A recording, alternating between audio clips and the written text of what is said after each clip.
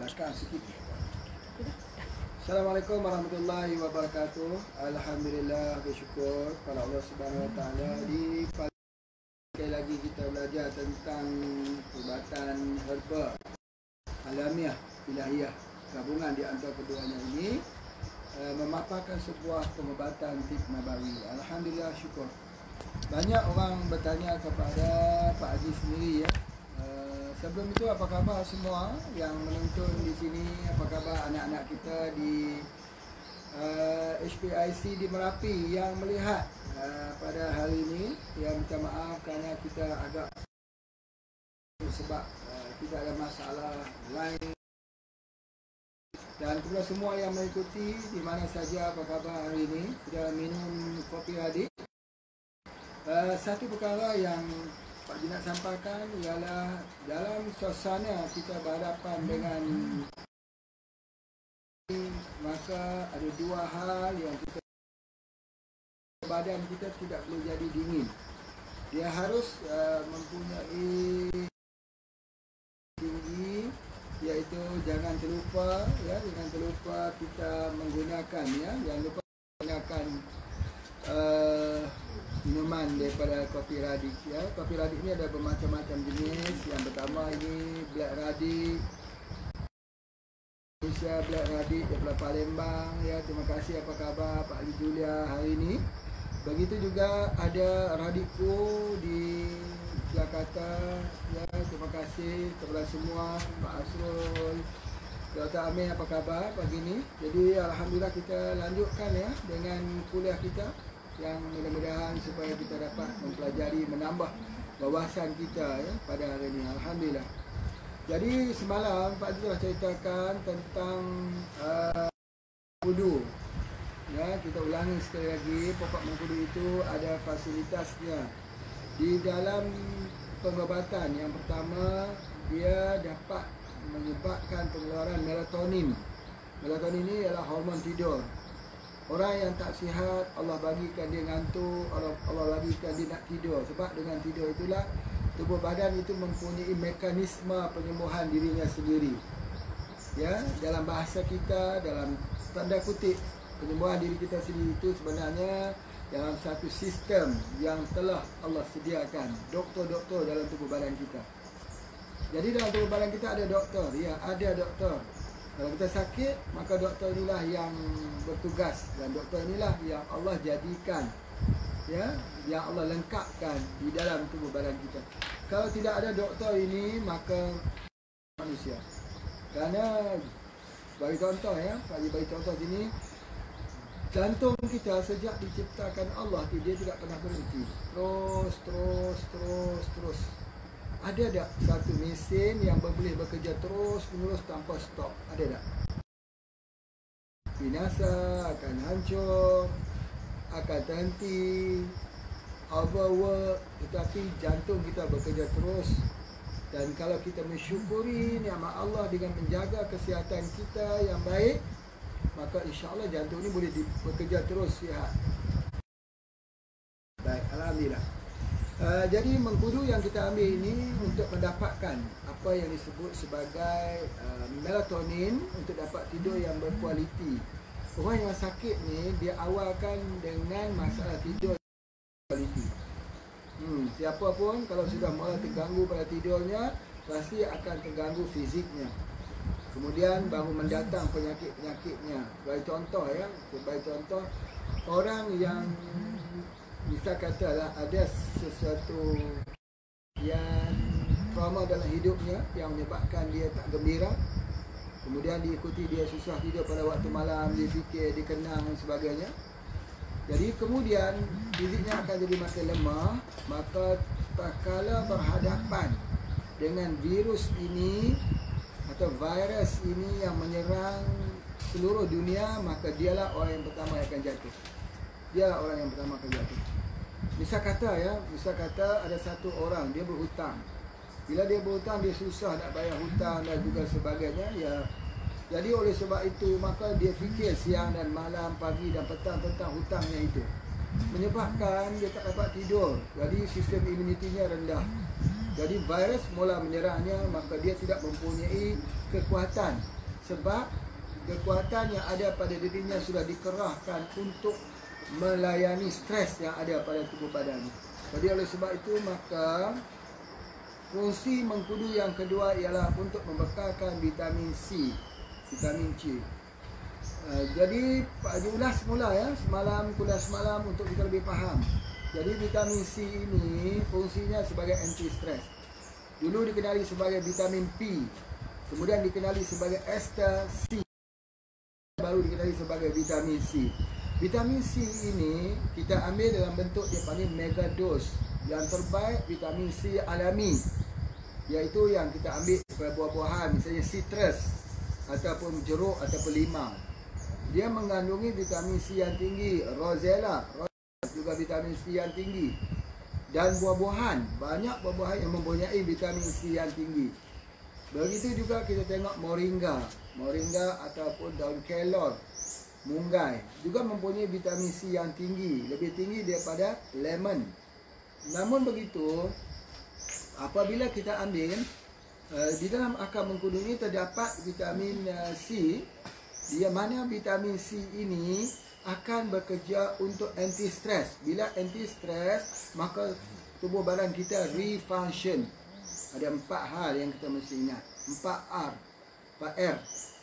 Iaitu yang pertama, dia harus dapat rest, release, rest, refunction, regeneration dan refunction. Jadi pertama dia buangkan dulu dia punya stresnya itu. Dia buang dulu, detoksifikasi dulu keracunan dalam tubuh badannya, dia release. Lepas tu baru dia dapat rest. Bila dia dapat rest itu, kemudian baru dia regeneration. Dia generate semula sel-sel kita yang rosak, yang lemah itu, kemudian dia refunction semula. Jadi tubuh badan kita itu berfungsi semula. Ini ada pada akar mengkudu. Sama ketika dunia sedang membicarakan tentang hadiah Nobel yang terbaik di dunia, cerita tentang melatonin. Jadi oleh sebab itu, maka suatu masa dulu mengkudu begitu top sekali. Noni, salah satu daripada noni yang terbaik, Hawaii noni. Begitu juga noni yang Morinda citrifolia. Akar ini kita panggil mengkudu hutan. Mengkudu hutan ini Morinda elliptica yang mengandungi bahan sama vitamin C, anti stress. Jadi oleh sebab itu, kalau orang tu mengambil minuman black radish, dia hilang stres. Hilang stres. Itu yang utama. Kita kena ingat betul-betul. Ini bukan pasal bisnes. Pak Haji bercakap hari ini soalnya kesihatan. Kesihatan yang mana kita dalam hidup kita boleh memilih. Kalau kita tak jaga makanan kita, maka kita sakit. Kalau kita menjaga makanan kita, insya-Allah ya jaga. Jadi oleh sebab itu maka kita memilih takdir untuk jadi sihat. Sebab itu dalam hadis itu mengatakan mukmin yang sihat itu lebih dicintai. Kalau kita sakit, kita susah untuk buat amal ibadat dan kita jadi semakin hari semakin lemah, makin hari makin lemah. Islam nak umatnya kaya, jadi sihat dan kuat, bantu orang, untuk bantu orang. Kalau kita hari ini kita boleh menjadi tangan yang di bawah hari ini, tapi yang di atas. Hari ini kita menerima, besok kita memberi. Jadi bagaimana caranya? Harus sihat. Itu yang pertama. Yang kedua tentang kelebihan yang ada pada mengkudu. Yang ketiga, nak ulang semula ya pelajaran semalam. Yang ketiganya ialah colon cleansing. Apa yang masukkan colon cleansing? Ini pelawas, morindin. Ya, morindin itu ataupun colon cleansing itu ada di dalam akar mengkudu. Ya. Jadi morinda itu ada satu bahan namanya morindi. Jadi akar kayu ni, akar mengkudu ni kalau kita potong-potong, kita membuat peracikan kecil, kemudian kita masukkan dalam gelas, kita tuangkan air panas, kita seduh, dia akan jadi kuning. Ya, orang gunakan juga daripada pewarna daripada akar mengkudu ini untuk mewarna pakaian. Tetapi sebenarnya morindin ini adalah anti kanser khusus. Sudah ada pengkajian yang dilakukan oleh beberapa penyelidik mengatakan bahawa salah satu daripada bahan untuk anti kanser usus ialah morindin di dalam akar mengkudu. Di mana akar mengkudu itu ada? Akar mengkudu itu ada ini dalam kopi radit. Mana saja kopi radit, apa pun yang dikeluarkan ada. Jadi oleh sebab itu maka tidak salah kalau dalam suasana ya kegawatan begini, maka kita cadangkan minum minuman yang sihat. Biarkan minumanmu menjadi ubatmu, biarkan ubat menjadi minumanmu. Itu adalah pesanan daripada Pak Haji.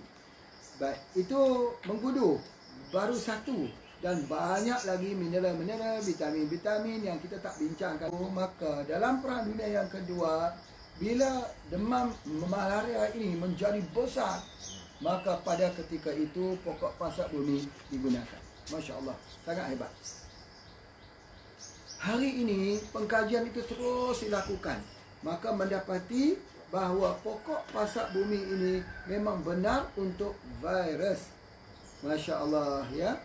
Jadi ada orang kata Pak Haji overclaim. Nak claim di mana? Pak Haji cuma nak sebut pokok pasak bumi, pokok tongkat ali itu telah terkaji, telah termaktub di dalam sejarah bahawa dia pengobatan untuk demam malaria. Itu yang Pak Haji sebutkan dan memang menjadi tradisi bagi pengamalan sejak daripada zaman dahulu, daripada warisan keluarga, daripada satu generasi ke satu generasi. Kita anak-anak cucu ni kalau demam ambil rebusan pokok tongkat ali. Apa yang berlaku bila kita ambil? Sembuh dengan izin Allah, hilang demamnya. Termasuk demam-demam yang orang kata demam-demam yang serius dan sebagainya. Jadi pada masa itu, pada tahun 1997, Pak Haji telah mendapat status GMP, kelang, amalan penggelangan baik di Jejawi Perlis. Yang kita keluarkan iaitu namanya produk kapsul radit. Apakah dia kapsul radit? Itulah dia pokok pasak bumi atau pokok tongkat ali yang dimasukkan ke dalamnya. Ada banyak orang bertanya berapa persen yang kita masuk, bagaimana nak kira dosnya, macam mana nak kira dia punya, apakah dia selamat ataupun tidak. Banyak pertanyaan yang ditanya di atas resep ini, atas resepi ini. Pak Haji cuma nak sebutkan ini saja, bahawa kalau kita nak melihat daripada segi keselamatan, apakah dia mengandungi racun atau tidak, kita tengok generasi yang sudah beratus tahun mengamalkannya. Ya, bahawa yang kita campur itu ada percentage. Kita sebutkan bahawa dalam pengobatan herba khususnya yang diamalkan oleh HPA, kita adalah synergistic herb. Kita campur herba-herba. Kita tidak guna tunggal. Kita tidak ambil tongkat ali direbus minum air, tidak itu. Tidak. Dia ada campuran-campuran dia. Kerana campuran itu kita yakin kita sedang menyelesaikan beberapa prinsip asas tentang pengobatan herba. Pertama, herba tunggal. Yang kedua, herba untuk menghilangkan keracunan. Yang ketiga, herba untuk menghilangkan kesan samping. Yang keempat, herba untuk menguatkan. Untuk menguatkan lagi sinergi sesuatu ubat. Jadi kan di sini ada lengkap. Jadi oleh sebab itu maka kopi radit ataupun kapsul radit itu adalah sinergi. Maka apabila tahun 1997 itu kita keluarkan dalam bentuk kapsul yang kita jual, kita tidak mempunyai permasalahan, tak ada kata ini racun, boleh masuk ke hospital, tidak ada tindakan mahkamah sepanjang 20 tahun. Panjang 20 tahun ini. Itu bermula daripada usia Pak Haji. Dalam bisnes ini, di dalam sebuah mendapat keizinan, di dalam sebuah kilang pabrik GMP. Tapi sebelum ni masih panjang lagi. Jadi berartinya isu tentang keracunan tidak timbul. Kedua, tentang dosisnya. Berapa banyak yang harus kita ambil. Dosis ini, dia ada pengiraannya. Iaitu kita harus mengira dengan cara yang betul. Cumanya Pak Haji tidak berniat untuk mencerita cara mengira dosis tersebut. Tetapi kalau orang-orang dahulu mereka mengirakan dos campuran, mereka tak kira gram. Itu yang cukup menarik ya. Mereka gunakan seruas jari, segenggam, secubit. Mereka menggunakan kaedah-kaedahnya begitu. Jadi mungkin akan ada orang kata macam mana kalau genggamnya lebih besar, bagaimana sebagainya. herba ini dia bukan macam kimia. Kalau plus minus, kalau setakat 10% lebih itu dia tidak punya apa-apa kesan. Cumanya mereka sudah terbiasa. Seperti kita memasak kari, sudah terbiasa mencapak-capak-capak. Ya, itu yang membuat kuih sudah terbiasa. Tetapi oleh kerana HPA mendapat status GMP, maka pembuatannya itu dikira kepada timbangan-timbangan yang tepat. Jadi, maka kita tulis apa yang kita buat apa yang kita tulis. Itu adalah konsep GMP. GMP ini sebuah pabrik GMP. Kalau kita pergi mana-mana pabrik GMP di tempat lain lah yang terbakar, nanti orang akan lihat apa dia? Pabrik itu seperti pabrik kertas. Kenapa? Kerana banyak catatan. Sebenarnya pabrik itu pabrik herba, tapi kita ingat dia macam pabrik kertas. Sebab apa? Sebab banyak catatan. Tulis apa yang kamu buat apa yang kamu tulis. Itu namanya GMP. Kemudian seterusnya, yang dinamakan GMP ini, dia mestilah mempunyai kapsul yang telah, yang pertama, ya, kapsul yang halal bagi kita. Yang kedua, kapsul yang mempunyai kecairannya itu mengikut tempoh yang diberikan. Satu kapsul itu harus diuji ujian pengecayannya itu. Bila dia masuk di dalam perut kita, apakah dia hancur dalam tempoh masa yang diberikan. Mesti bawah pada 30 minit. Jadi ini semua sertifikat yang kita pada kapsul-kapsul yang dikeluarkan oleh syarikat-syarikat besar. Tetapi bagi kita, kapsul yang paling penting ialah yang halal. Yang kedua, boleh hancur tubuh badan dan boleh diserap herba tersebut. Itu adalah antara yang sangat penting. Kalau kapsul itu tak hancur, macam mana serap herba nak kita serap? Jadi itulah fungsinya.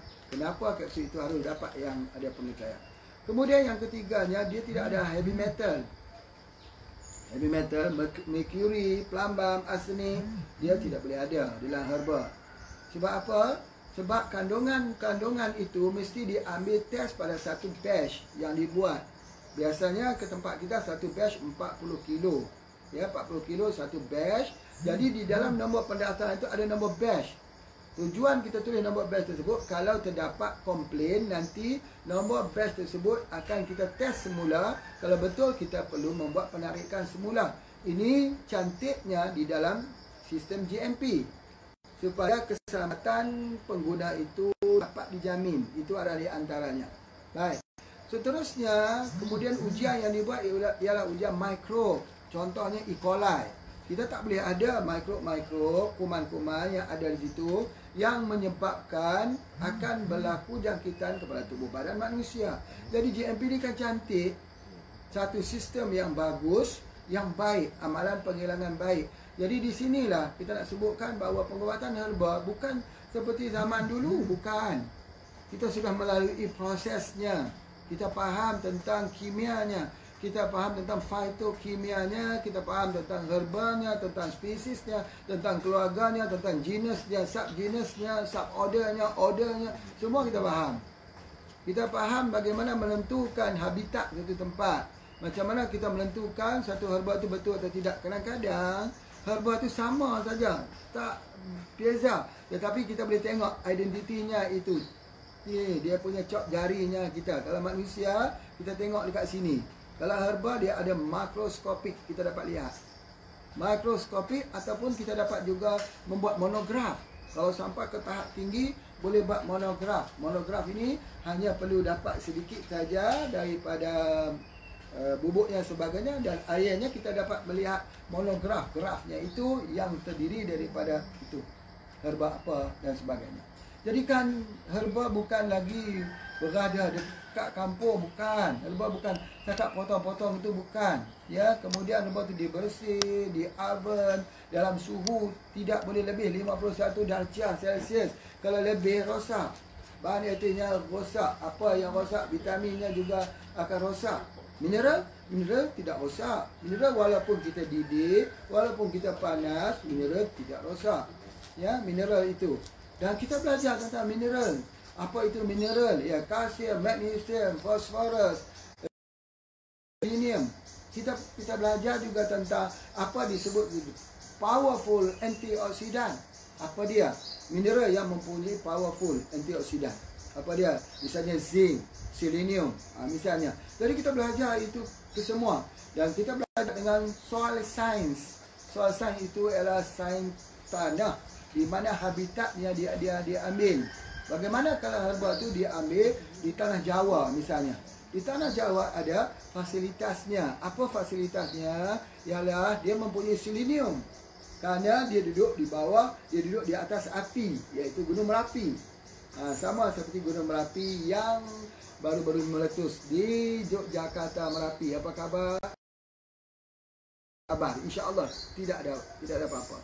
Ya, nanti ikut saja arahan pemerintah sebagainya. Okey, itu adalah herba. Yang kedua yang Pak Haji nak sebut tentang pasak bumi, dan kajiannya begitu besar lagi. Dan antara kajian tentang pokok pasak bumi ialah kandungan hormon akan meningkat sebanyak 480%. Ya, hormon untuk lelaki peningkatannya 480%. Ini telah diuji pada mancit. Apa tu mancit? Tikus putih tu. Tempat-tempat kajian. Bila diberi dengan pokok tutup bumi, pokok pasak bumi, dan diberi dengan pokok tungkat ali, kandungan count of spermnya itu begitu kental dan peningkatannya itu 480%. Tinggi tu. Dan kalau diberi pada tikus betina pula, apa yang akan berlaku? Peningkatan libidonya. Maka dalam kajian itu mendapati bahawa kekerapan tikus betina itu cross daripada renjatan listrik ringan itu. Kajian-kajian ini sangat besar. Cuma yang menarik pada hari ini ialah bagaimana pasak bumi atau tongkat ali digunakan sebagai antivirus. Mampu atau tidak dia khususnya untuk virus COVID-19 ini. Kalau tanya pada orang lain, mungkin orang kata mungkin ya, mungkin tidak. Tapi kalau tanya kepada Pak Haji yakin 100% dengan izin Allah sembuh. Tapi dengan syarat kita kena gunakan dua. Yang pertama, kita guna pokok pasak bumi atau tongkat ali ini dalam bentuk kopi. Yang kedua, kita guna apa disebut sebagai EP spray, embun pagi spray. Spray 15 minit sekali. InsyaAllah segala gejala demam, panas tak panas, panas muka, panas di perut, panas di belakang ini, sakit di tak ini, meludahnya, kering dan sebagainya, dengan izin Allah. Itu mudah sekali. Ya, banyak orang sebut begitu mudah sekali, sedangkan saintis-saintis mengkaji pun tak jumpa. Tiba-tiba Pak Haji kata begitu mudah sekali. Nah, silalah baca daripada testimoni yang Pak Haji hantar di dalam grup tersebut. Begitu banyak. Sekarang sudah sampai testimoni ke 40 lebih ke apa testimoninya itu sekarang sudah ada. Mungkin ada orang kata kenapa tak masukkan dia punya nombor handphone orang yang hantar? Ya, ada yang masuk, ada yang tak masuk, ada cerita pendek, ada cerita panjang, ada yang cerita panjang, macam-macam. Kita hanya melayani saja. Itu bukanlah evidence, itu bukanlah merupakan satu daripada kita punya bukti, bukan. Pak Haji tidak sebut itu sebagai satu evidence. Pak Haji cuma sebut itu adalah sebagai satu berita gembira. Ya, berita gembira. Kalau mereka nak percaya, silakan. Kalau tak mau percaya, tidak ada permasalahan. Yang penting, minum saja black radix ataupun radiko. Jangan lupa guna embun pagi spray. Jangan lupa. Kalau sudah berlaku begitu, ingat pesanan Pak Haji ni. Hadiahkan. Tetapi ada orang yang malas guna. Walaupun sudah dapat bagus, tapi dia guna sehari 3 kali. Tak mau dia. Kalau serius, 30 minit sekali saja. 30 minit sekali. Sebab kalau boleh, kita nak sembuh dalam masa 36 jam saja. Kerana dulu, daripada pengalaman Pak Haji sendiri bagi kepada orang yang kena demam denggi, kita bagi kepada orang yang kena ni, mereka kan kena demam denggi tu, dia ngilu, dia jadi apa semua, sakit-sakit, tidur malam tak boleh. Pelat-pelat ni turun, makin hari makin turun. Biasanya lah 333, hari yang ketiga 333, 6 ketiga 18 kapsul. Dengan izin Allah sembuh. Dengan izin Allah. Tetapi kali ini virus yang agak berbeza. Berbeza dengan SARS, berbeza dengan barang-barang yang lain, tetapi masih lagi menggunakan bahan yang sama, tetapi dipertingkatkan dosnya, iaitu setengah jam kali spray saja, kerana air spray itu adalah air yang telah potensikan dia betul-betul power dan mempunyai kekuatan sebagai antivirus, insya-Allah. Jadi yang mana lebih kuat, kalau yang nak gunakan kapsul SJ2 atau nak gunakan kapsul embun pagi, ya silakan juga, tapi jangan lupa EP spray itu. Alhamdulillah, insya-Allah. Terima kasih kepada yang menonton hari ini, ada 90 orang ya. Alhamdulillah, terima kasih Pak Jo, terima kasih Kak Mimah kita, Kak Jamalia, alhamdulillah, Kak Syafaria, Pak Asna, Siti Esa, bagus. Ya, terima kasih ya. Ini dia Kak Ida pun ada tengok juga. Alhamdulillah. Apa khabar Fatih kita pada pagi ini? Ya, kuliah juga tu. Jangan dia pun kuliah juga, ayah dia kuliah, dia pun kuliah juga. Jadi macam mak dia juga. Itu di antara. Terima kasih kepada Asli, Kak Des, ya, pada In ya, yang juga turut ikut. Alhamdulillah. Daripada jauh, alhamdulillah. Lalu ya, Masya Allah ya. Di Indonesia pun mungkin ramai sekali yang sedang ikut ini. Kemudian di HPSC Merapi lah, sudah tentu anak-anak ya. Walaupun Pak Haji tak balik lama ke sana untuk bersama anak-anak, tetapi hati Pak Haji tetap bersama dengan anak-anak di sana. Teruskan perjuangan kita ya. Kita akan buka lebih ramai lagi, insya-Allah. Target kita siap saja. Kita punya asrama yang di belakang sana yang sedang disiap oleh Mazaki. Terima kasih Mazaki. Terima kasih pada Pak Agus ya, Ibu Sally, Ibu yang berjuang di sana. Ya, tak lupa Pak Le, ya, tak juga lupa pada semua ya, termasuk Pak Habib ya, Pak Habib. Stay kita di rumah ya, demam pun kita duduk di sana, insya-Allah. Sikit masa saja lagi, insya-Allah kita buat ni untuk umat, insya-Allah. Baik. Kita sambung lagi kepada yang ketiga, iaitu Tejalawang. Ini mengulangi saja untuk kita nak masuk yang lebih deep pada hari ini, esok dan seterusnya, supaya asas-asas perbincangan ini kita faham. Okey, iaitu yang ketiga ialah pokok Tejalawang. Di dalam satu resepi, maka wajib ada yang bersifat aromatik. Wajib. Misalnya seperti mana menggunakan apa? Kita gunakan daripada lada hitam, itu aromatik. Kulit kayu manis, aromatik. Satu lagi, apa lagi? Kita panggil pokok Tejalawang. Tejalawang itu sejenis seperti keluarga kulit kayu manis. Subhanallah.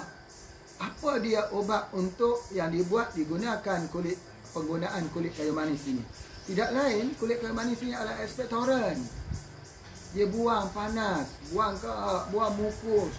Sebab kita tidak mahu bila kena virus, maka mukus ini mengentar dan akhirnya orang nafas itu makin hari makin pendek, makin hari makin pendek. Menarik nafas sakit. Sebab apa sakit? Sebab mukus yang mengubah semakin banyak. Lama-lama kalau dia terbatuk lagi sakit, bergerak pun sakit. Kalau nak solat tu rasa macam nak gugur dia punya bahagian abdomen ni. Akhirnya dimasukkan dia dengan ini gas. Sudah tak boleh menarik untuk nak menarik nafas lagi. Jadi Allah sediakan tanaman-tanaman aromatik. Salah satunya Tejalawang. Ada di mana? Ni ada kat sini. Atau ada dalam kopi radik di mana saja, di Palembang pun sama ya. Yang radik kopi itu adalah sama juga. Jangan risau. Banyak kali Pak Haji, adakah sama kopi radik Indonesia dengan kat Malaysia ni? Sama. Resepinya sama. Ya, bahannya sama, tidak ada ubahnya. Cuma kadang-kadang lari sikit rasanya, kena gula, kena kopi, kena creamer, mungkin lari sedikit. Tapi jangan lupa anak-anak, bila rasa badan kita tak sihat, cepat-cepat ambil daripada kopi radik, insya-Allah. Jangan sampai kita menjadi semakin teruk. Jadi oleh sebab itu, maka Yang ketiga ialah pokok teja lawak ni tujuannya ialah untuk mengeluarkan mukus, dahak, lendir yang ada di dalam tubuh badan kita. Itu di antaranya. Kemudian yang kedua, dia juga ada untuk lawaskan pembuangan air besar, sama dia macam mengkudu. Dan dia bersifat yang paling bagus sekali ialah dia bersifat menghangatkan tubuh badan kita untuk blood circulation, untuk jantung berfungsi. Masya Allah, sangat-sangat bagus.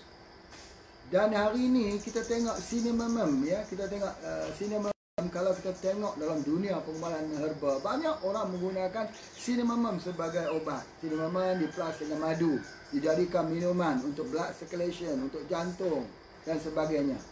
Cinnamon ini, kita pun guna cinnamon ini, tetapi kita tak guna kulit kayu manis.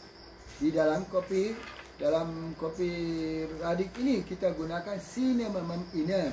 Ya, cinnamon inner ini ialah daripada pokok, ya, pada pokok teja. Pokok teja ni kalau tengok di belakang ni, belakang Pak Haji ni hutan, teja hutan. Adalah hutan ni banyak sekali, ya, pokok teja tu. Tapi bahagian dia ambil bahagian mana? Kita tak ambil daun, kita tak ambil pokok yang masih fresh, tapi kita ambil gubah yang di tengahnya. Kayu yang ada di tengahnya, yang mana kayu itu daripada pohon yang dah mati. Syaratnya mesti pohon yang dah mati. Dalam kesemua 7 herba ini, mesti 6 hidup, 1 mati. Apa yang hidup?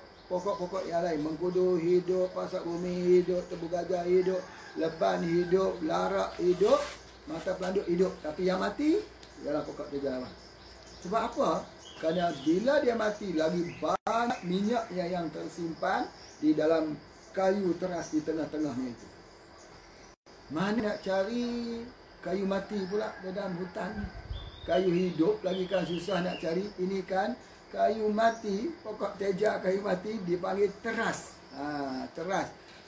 Ini teras bahasa Melayu. Teras itu menandakan bahagian kayu yang di tengah. Kalau teras dakwah tu, yang itu di Jogja. Ya, untuk dakwah. Alhamdulillah, dengan izin Allah, melalui teras dakwah ini hasil kumpulan daripada ibu-ibu yang beli produk-produk kita di Indonesia, maka Pak Haji mewakili daripada bapa ibu semua melalui teras dakwah ini membuat masjid, ya, masjid, beberapa buah masjid di Lombok. Itu jadi Pak Haji doakan yang menjadi pejuang-pejuang produk halal bersama dengan HPA ini. Ya, termasuk anak-anak di HPIC juga yang akan menjadi pejuang-pejuang selepas 6 tahun belajar di situ. Jangan pulang, jangan lemah, jangan terkontaminasi semangat kita. InsyaAllah. Jadi oleh sebab itu, di dalam kita berniaga ini, kita dapat wang, tetapi kita dapat gunakan untuk menolong. Ya, ketika Lombok itu kena gempa bumi, macam mana kena juga di Palu dan sebagainya, Masya Allah kita berikan sumbangan. Masya Allah. Inilah yang Pak Haji sebutkan. Baik, kita kembali lagi kepada kuliah kita. Itu pokok teja. Tapi pokok teja lawak ni tak boleh masuk banyak. Sebab kalau kita masuk banyak, dia jadi terlalu panas. Jadi nanti kering juga di kerongkong ini. Tetapi kita masuk pada sukatannya yang telah kita adakan itu. Dan yang paling bagus, dia untuk apa? Ada yang boleh jawab tak? Kalau boleh jawab, tak ada hadiah. Sebab apa? Sebab ni tak boleh nak beri hadiah dalam bentuk yang macam ni. Tetapi salah satu dia untuk itu banyak sekali orang bertanya kepada Pak Haji, kopi ni boleh minum atau tidak? Kalau orang itu ada mah, tak apa, biarkan. Ni kucing yang telah diberi POC, dia nak duduk dekat-dekat juga, dia nak dengar kuliah ni juga sebagainya. Tak apa, biarkan saja. Baik, kemudian apa yang nak disebutkan bahawa orang yang ada mah ini, doktor kata jangan ambil kopi. Jangan ambil kopi. Betul, sebab kopi itu asid. Tapi dalam pengobatan kita, kalau ada mah, ambillah kopi. Kan ini ada percanggahan berlaku di antara kita dengan kedoktoran yang ada pada ni. tidak ada bercanggah. Sebenarnya yang sama. Doktor buat kajian, memang betul bila ambil kopi jadi asid pada tubuh badan kita. Kita mengakuinya itu semua. Tetapi kopi yang kita gunakan itu ialah kopi daripada herba. Bila kita gunakan kopi daripada herba, dia menjadi satu bahan yang menetralkan asid. Kerana di dalamnya ada cinnamon innes. Cinnamon innes itu ialah kopi yang telah kita masukkan dia dengan pokok teja, cinnamon, dan dia jadi ubat gastrik. Masya Allah. Jadi oleh sebab itu, saya cuba nak sebutkan kepada tuan-tuan, puan-puan, bapa, ibu sekalian bahawa kita nak sebutkan bahawa minumlah kopi, ya. Kecuali yang kita tak boleh minum untuk orang gastrik, kita tak boleh minum ini punya black radix ini untuk gastrik. Kalau gastrik khusus untuk tujuan gastrik itu, kopi merah tu boleh, kopi gamak boleh, kopi halia boleh, radikku boleh, black radix Palembang boleh. Sebab apa? Sebab yang itu kesemua kopinya diambil dari ada dua jenis kopi. Yang pertama dipanggil Arabica. Arabica ini ialah tanaman bagi kopi di tanah yang tinggi.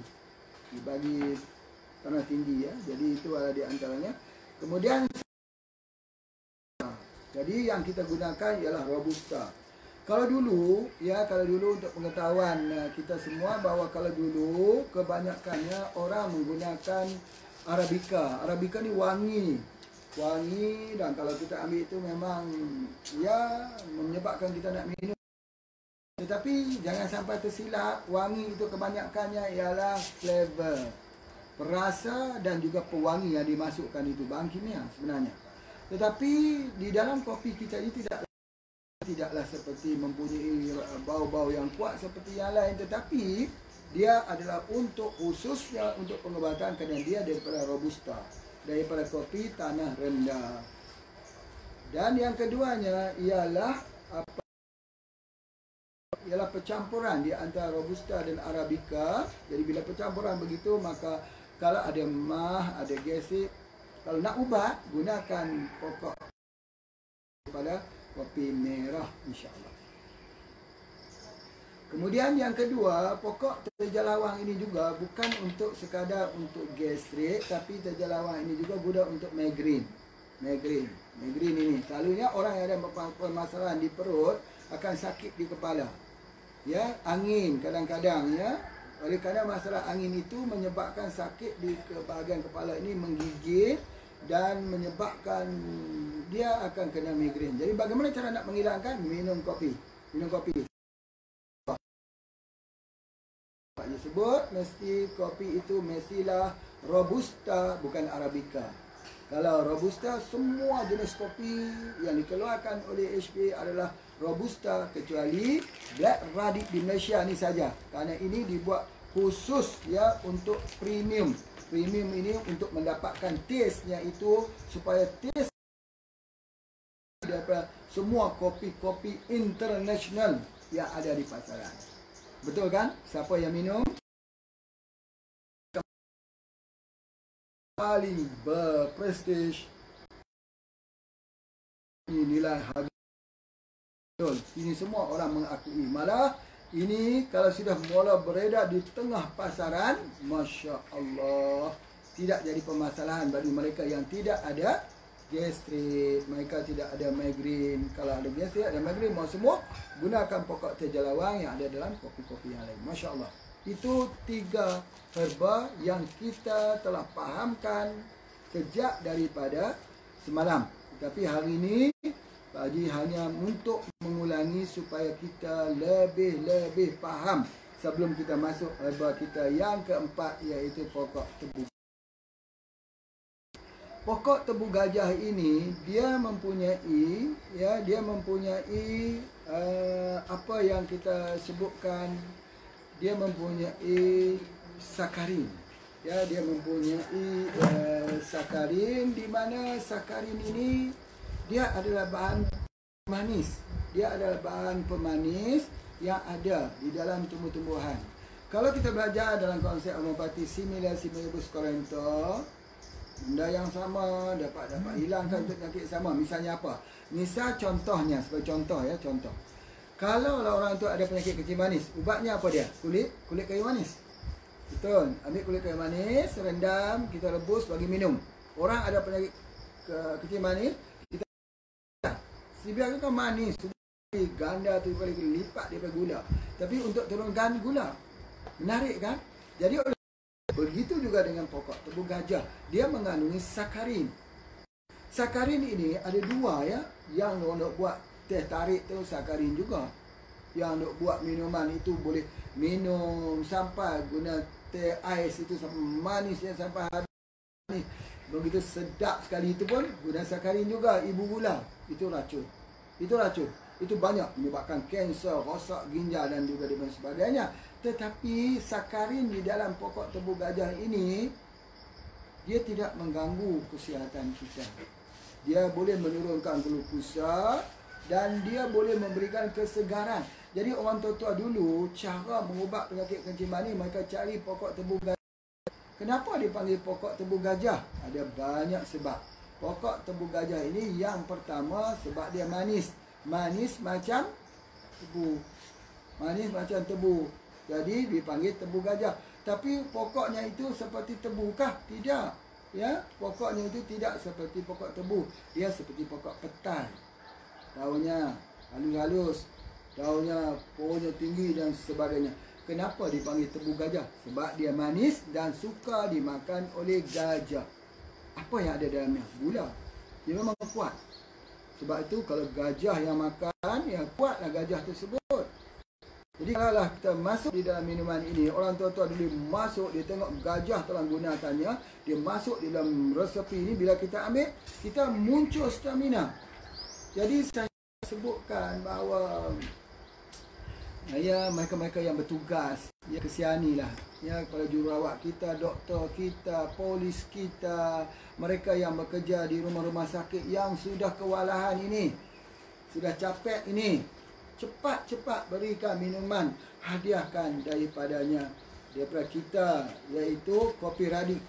Sekejap saja dia akan menyebabkan tenaganya akan datang kembali dan sebagainya. Di mana tenaga ini? Salah satunya ialah pokok tebu gajah, albizia. Pokok tebu gajah. Kalau kita ambil dia, kita batangnya yang masih hijau, kita kunyah-kunyah, kita minum air yang tidak manis, kita minum jadi manis sebab gula yang ada pada itu. Masya Allah. Di dalam campuran kopi radik itu harus dimasukkan itu kerana dia meneutralkan gula-gula yang ada di dalam kopi radik. Ya? Oleh sebab itu, apa yang Pak Haji nak sebutkan dekat sini, bahawa inilah yang kita sebutkan, sinergi itu mesti mempunyai salah satu sifat supaya jangan mendatangkan kesan samping, side effect pada orang yang minum untuk jangka masa yang panjang, insya-Allah. Tetapi kopi itu harus disediakan dengan cara yang betul-betul air panas. Yang kedua, mesti dia aduk yang betul-betul. Masuk serbuknya dulu, aduk itu sebanyak seperti orang yang bertawaf itu 61 kali. Masuk air yang separuh saja air panas. Kemudian masuk penuhkan lagi baru 16 kali. Jadi di sini bila kita aduk yang betul, maka kita tidak hanya keluar gula. Dia tidak manis, sebenarnya dia pahit. Pahit itulah ubat untuk antivirus. Apa juga herba pahit? Cuba bapa, ibu, tuan-puan, saudara-saudara sebut apa herba pahit yang kita tahu. Cubalah kita sebut. Boleh sebut, kita ambil 10 saja dulu, herba pahit, boleh? Kita cuba. Pertama, sambiloto. Betul, sambiloto pokok empedu bumi. Memang pahit. Yang kedua, keroto wali. Edographis plata. Pahit tak? Pahit. Yang ketiga, apa dia? Mahogani. Mahogani. Ya pahit. Masya-Allah. Yang keempat, apa dia lagi? Akan mengunyit. Ya, cosinium. Yang kelima, apa lagi? Pokok physalis, pokok letup. Yang ada buah yang itu juga pahit sekali. Kemudian yang keempat, yang kelima, yang keenam. Ada satu pokok yang pahit yang keenamnya, satu pokok yang digunakan untuk masak-masakan. Orang Cina panggil pokok ma. Ma. Nah, pokok ma itu direbus, dia memang pahit pun. Ada satu lagi dalam bentuk bayam, itu pun pahit juga. Gunakan untuk paru-paru, itu juga guna pahit. Begitu juga madu lebah. Madu lebah ada yang pahit, ada yang pahit. Ada orang kata pesakit kencing manis, maka madu lebah seperti apa? Kalau madu lebah pahit, bagaimana? Kemudian ada banyak lagi herba-herba di hutan yang bapa ibu tak tahu tentang ada herba-herba pahit ini. Jadi kena pergi tengok ke sini, ke Gunung Jerat, ke tempat koleksi herba terbesar di Malaysia. Datang di sini nanti, Pak Haji siapkan. Lihat semua herba-herba, ada 1230 spesies yang bahan keringnya dan bahan hidupnya yang kita tanam pada masa ke semasa, masa ke semasa dan sebagainya. InsyaAllah banyak sekali yang dapat kita pelajari. Baik, itu yang keempat, iaitu pokok tebu gajah. Pokok tebu gajah juga dikenali sebagai penawar rimba. Sebab apa? Baik, Bapak Ibu sekalian, kalau kita batuk biasa, minum air gula pun insya-Allah sembuh. Kalau batuk biasa. Yang kedua, kalau kita minum air gula aren pun sembuh dengan izin Allah. Kalau batuk biasa saja, dan boleh minum juga air daripada gula batu pun sembuh juga. Malam Pak Haji dah sebutkan, pencampuran gula batu dicampur bersama dengan pegaga, itu yang terbaik. Orang dulu bila nak baca Quran, bertaranum, mereka tidak mahu ada mukus di dalam paru-paru ni. Kalau ada mukus di dalam saluran pernafasan, dibaca Quran itu dia terputus-putus. Caranya mereka mengambil pegaga, masuk dalam botol yang diblendkan atau ditumbuk, masuk dalam botol, masuk air, masuk gula batu, botol itu ditutup dan diperamkan di dalam telaga. Besok baru mereka minum. Habis keluar mukus-mukus ini. Jadi sebab itu qari-qari yang membaca dulu, mereka tidak semput, mereka tak baca pendek-pendek, nafas mereka panjang-panjang. Kalau azannya panjang-panjang. Sekarang kalau kita azan itu pendek-pendek, dah terbatuk-batuk. Kenapa? Sebab nafas kita tetap. Daripada ciri orang yang kena virus COVID-19 ini ialah dia tak dapat menarik nafas panjang dan tahan. Tarik nafas dulu, tengok. Bila kita tarik nafas, tahan 10 detik dekat sini. Kalau dia terbatuk dan tak boleh tahan dan sakit, itu salah satu daripada tanda-tanda serangan. Jadi ada terbatuk-batuk dan sebagainya. Itu kelemahan di paru-paru. Jadi apa dia? Iaitu ambil satu yang manis, gula batu plus dengan pegaga. Ya, plus dengan pegaga. Tebu gajah ni pun manis juga. Dia juga disebut sebagai penawar rimba untuk hilangkan keracunan yang ada di dalam tubuh badan. Bapak, satu pengkajian yang dibuat oleh kita saja di kampung-kampung ni, ya. Ambil dia punya pokok tebu gajah ni, potong sikit, masuk dalam kotak rokok. Hilang habis rasa rokok tersebut. Jadi oleh sebab itu, maka kopi ni kita buat untuk orang yang isap rokok nak berhenti. Satu hari dia ambil 3 syak pada isap rokok tersebut. Kerana virus ini akan lebih parah kalau orang itu isap rokok. Baik berhenti sekarang isap rokok. Ya, daripada kita beli rokok, beli kopi.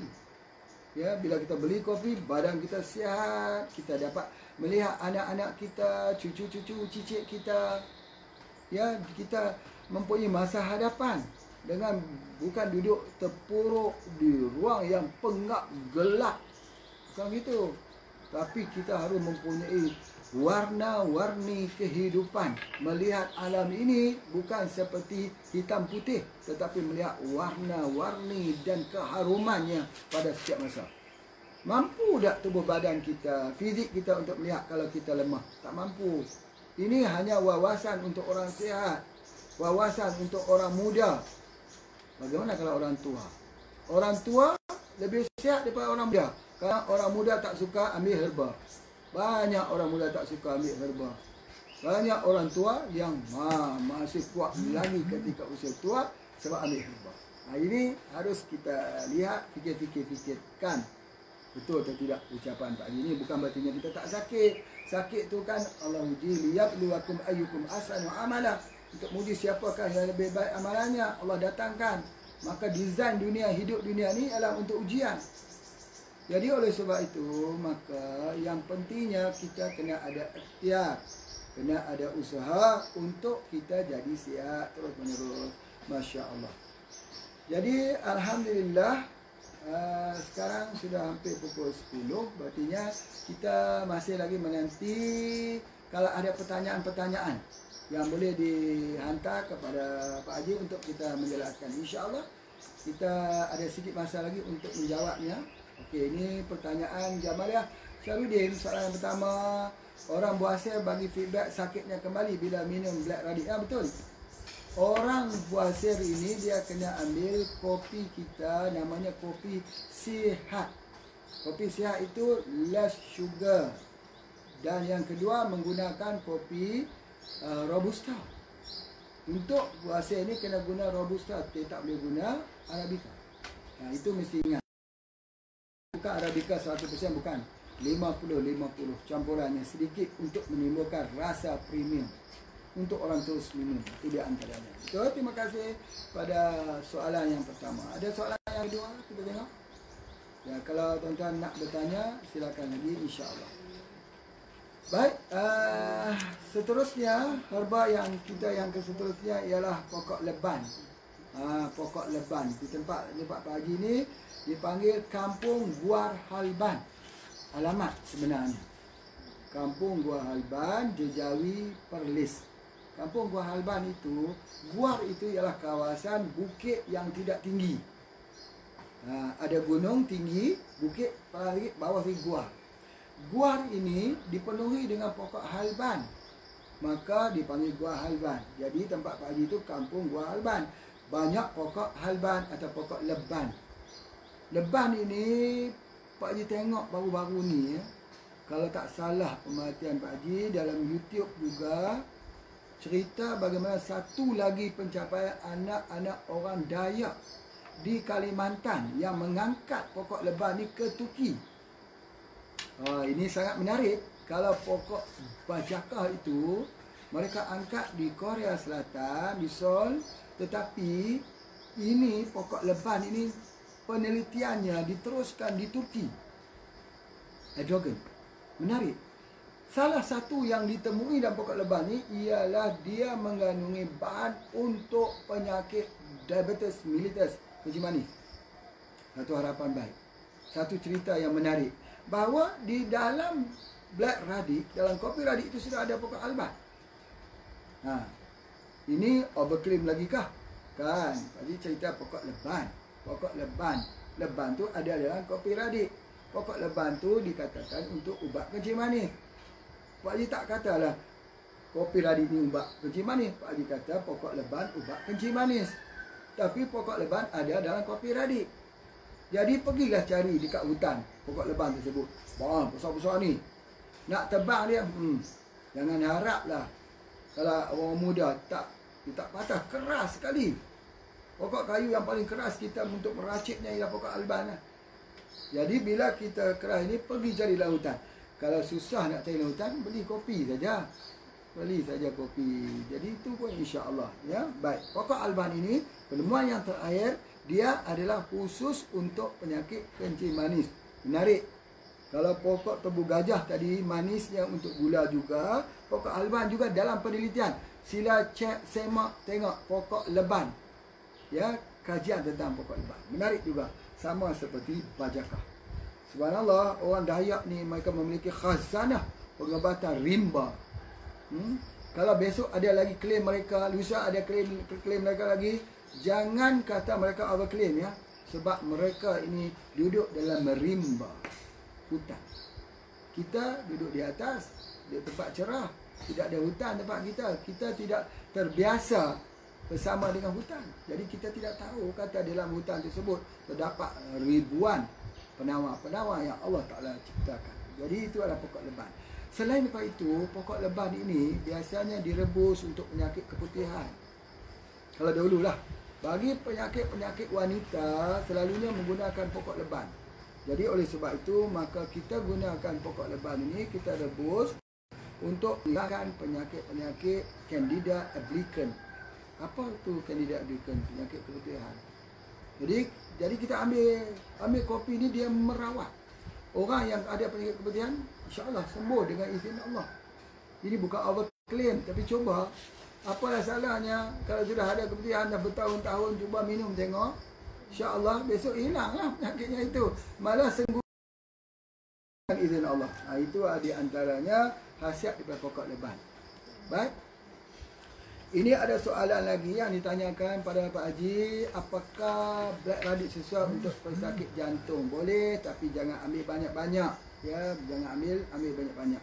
Penyakit jantung ini, maka baik kalau kita guna VCO dengan probumin atau albumin atau minyak zaitun, kita gunakannya. Boleh juga kita lebih suka kalau kita gunakan kopi yang merah, khususnya untuk masalah-masalah kelemahan di bahagian jantung. Misalnya, apa yang Pak Haji lihat, sebenarnya banyak ribuan testimoni. Kalau ada orang tu yang ada masalah, yang doktor sudah kata dia ada masalah jantung, kemudian dia pergi buat stres. Bila dia buat stres tu, dia tak lepas. Dia berjalan pun, kalau naik tangga tinggi sikit, dia terhenti-henti 2-3 kali. Cuba diberikan dengan kapsul radix 3 pagi, 3 petang.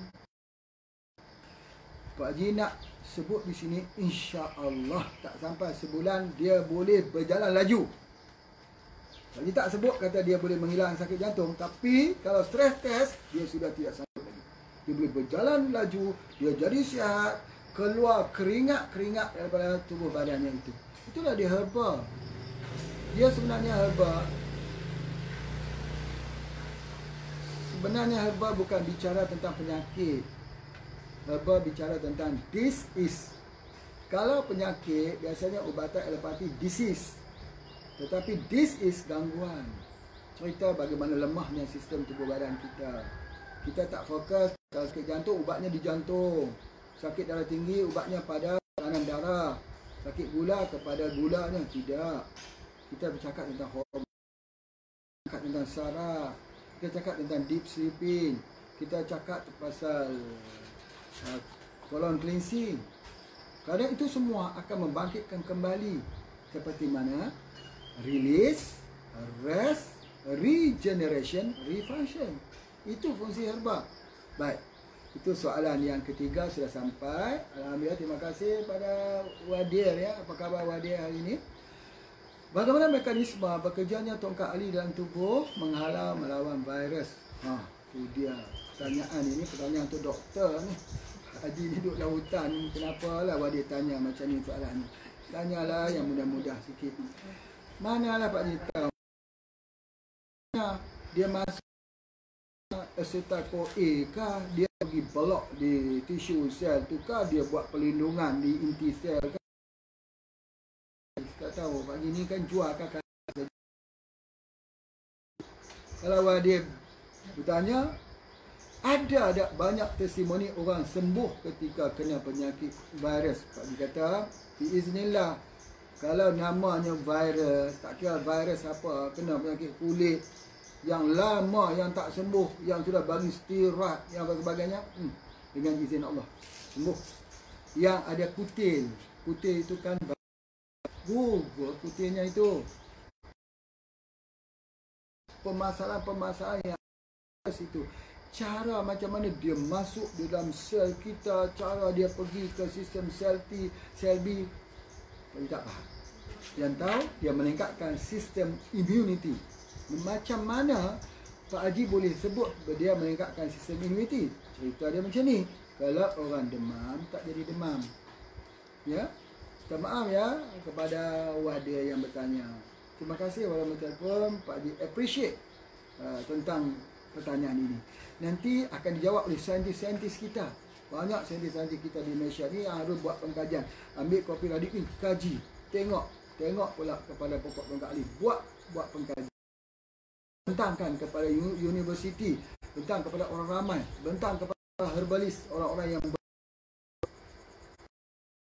doktrin herbalis ini dia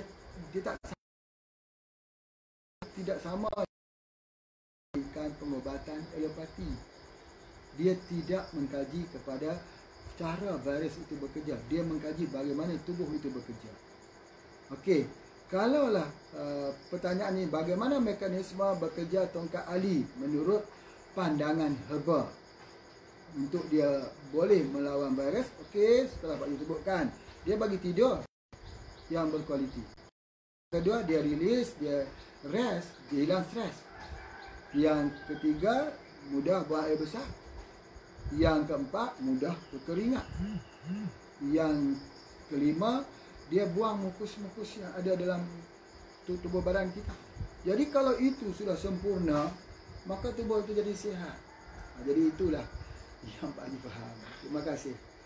Okey, hari ini abalah kita macam mana abalah kita, ya, Abdullah Kadir, macam mana Kak Mak Jah, ya? Mak Jah, lama sekali tak dengar Mak Jah ni. Allah, rindu pula lah pada Mak Jah, pada abanglah kita, bila boleh nak jumpa ni. Kalau balik-balik ke utara ni, mailah tengok-tengok kami duduk kat Yan ni, kat Gunung Jerai. Tengok belah Singkiat, Kampung Aceh, dekat dengan pantai Gunung. Baik, soalannya Black Radit satu hari berapa saja ambil? Sama seperti mana kopi merah, boleh ambil sama juga. Gitu. Tidak mempunyai permasalahan. Boleh ambil 3 kali, 4 kali boleh ambil. InsyaAllah. Bagi orang yang tidak ada masalah gastrik lah. Kalau ada gastrik, timbul gastrik, dia memang tak boleh ambil.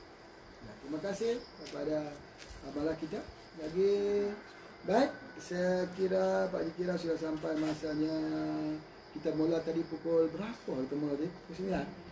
Oh, pukul 9, baru pukul 10, baru 1 jam. Kita nak teruskan atau kita nak ke sini? Satu lagi, ini masuk herba yang ke-5. Kita masuk herba yang ke-6, iaitu pokok larak. Herba yang ke-7, mata pelanduk. Pokok larak ni, dia satu pokok yang menjalar, sama seperti bajaka. Dia menjalar daripada satu pohon ke satu pohon. Biasanya pokok-pokok besar itu mengambil tempoh 100 tahun kot. Larak 5 tahun. Biasanya larak-larak yang besar-besar yang duduk kat hutan dan sebagainya. Baik. Larak ni dia ada astringent. Astringent. Ini menarik ni. Satu istilah barulah. Orang kata kalau nak sihat tubuh badan kita, kita akan ambil yang pahit. Betul. Kalau kita ambil halba misalnya, halba tu pahit. Halba yang warna kuning-kuning tu pahit. Kalau kita ambil terus, bagus atau tidak? Memanglah kita boleh ambil, memang bagus orang kata untuk ubat ni. Tapi kalau kita banyak ambil herba pahit, sendi kita. Sebab itu, kalaupun banyak orang mencadangkan kita guna herba pahit, kena ingat, herba pahit ni kalau orang sudah guna mesin hemodialisis, kita tak boleh guna. Misal kata, orang tu nak gunakan patah wali atau nak gunakan pokok pokok tunjuk langit misalnya, buah skyfoot tu. Kalau guna itu pahit. Jadi kalau kita guna yang pahit itu, dia akan menyebabkan apa? Dia akan menyebabkan kering sendi-sendi kita. Jadi kalau begitu, apa yang terbaik untuk kita? Yang sepet. Bahasa Indonesia panggil sepet. Bahasa kita panggil kelap. Bahasa sains panggil astringent. Itu yang paling sesuai. Pisang kelap, pisang muda itu baik khususnya untuk darah kita. Pokok duet Jombang. Pokok keriang.com. Pokok keriang dot. Keriang dot pula. Manalah orang nak tahu keriang dot, ya, tempat Pak Haji perkataan dot tu dah guna lama dah. Alibaba.com. Pak Haji keriang dot. Lah ni pakhaji.com. Maka jadi besar. InsyaAllah untuk satu dunia semua barang ada. Mungkin kita akan ada, tapi sabar, kita harus menyelesaikan permasalahan yang berlaku di mana masalah virus ini. Ya, itu dia antaranya. Jadi pokok larak ini dia adalah untuk apa dipanggil sebagai pembersih darah. Darah kita jangan beracun. Jadi astringent lah kita yang gunakan. Jadi sebab itu bila kita ambil darah itu boleh banyak memegang apa? Memegang oksigen. Supaya darah itu jangan berlengketan, jangan berlekat-lekat, tapi darah itu dia duduk dalam molekul-molekulnya yang elok, stabil, dan dapat memegang banyak oksigen dan kita tak lemas. Ceritanya di akhir zaman ini orang lemas, kerja sikit lemas, duduk pun lemas, tidak ada kerja pun lemas. Sekarang duduk di rumah saja, tak pergi kerja mana pun lemas. Lemas tu sebab apa? Sebab tak cukup oksigen. Sebab tu kena belajar tarik nafas. Tarik nafas panjang, tapi bila tarik dah terbatuk-batuk pula. Pasal apa? Mukus sudah banyak. Pasal ada apa? Moga-moga bukan virus. Kalau sudah ada virus, dia muntah nanti. Lama-lama sakit semua badan, tidak boleh bernafas, akhirnya meninggal. Keluarkan mukus itu, ya. Dan cara dia salah satunya ialah menggunakan untuk dapat oksigen yang cukup pada tubuh badan kita. Orang guna omega 3, betul. Omega 3 itu digunakan pada ikan-ikan yang mempunyai minyak lemak. Omega 3, microfish, salmon, ataupun menggunakan daripada jenis-jenis yang orang kata yang mempunyai omega 3 yang tinggi. Tenggiri biru menggunakan omega 3. Tetapi kalau dalam herba ini dia tak ada omega 3, dia panggil astringent ini. Ini kita gunakan dalam pokok larak misalnya. Maka pokok larak inilah yang boleh kita gunakan. InsyaAllah dengan gabungan baru nak kita bertemu lagi pada besok hari. Selamat menjalani ibadat. Ibadat apa? Ibadat berkurung. Ya, kita jangan musnahkan orang lain. Jangan kita keluar. Bila kita keluar itu berartinya kita membinasakan orang lain. Bukan membinasakan diri kita sendiri. Bila kita sudah ada terjangkit, besok jangkit pada orang lain. Bila kita sakit, kita ingat nak pulang ke rumah, nak pulang duduk dengan ibu ayah kita. Bila kita pulang, kita sakit, ibu ayah kita pula yang akan kena. Bila ibu ayah kita sakit, orang akan datang, orang kampung akan datang tengok kita, orang kampung pula kena. Jadi sebab itu maka lebih baik Nabi kata kita ambil tindakan menjauhi, mengurungkan kita daripada bertemu dengan orang-orang luar. Nanti insya-Allah tempohnya tak panjang, nanti insya-Allah kita akan bertemu balik. Insya-Allah tidak jadi permasalahan.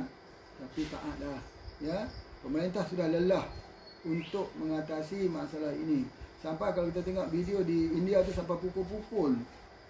Pukul betul-betul itu. Dia ditangkap. Kita marah saja. Jadi marah-marah kita. Tapi kalau kita pernah dipukul sebagainya.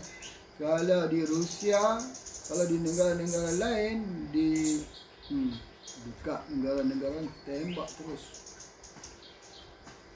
Jadi itulah kita kena jaga hati-hati. Jangan keluar daripada kawasan yang telah diminta kita berada di situ. Terima kasih semua. Assalamualaikum warahmatullahi wabarakatuh.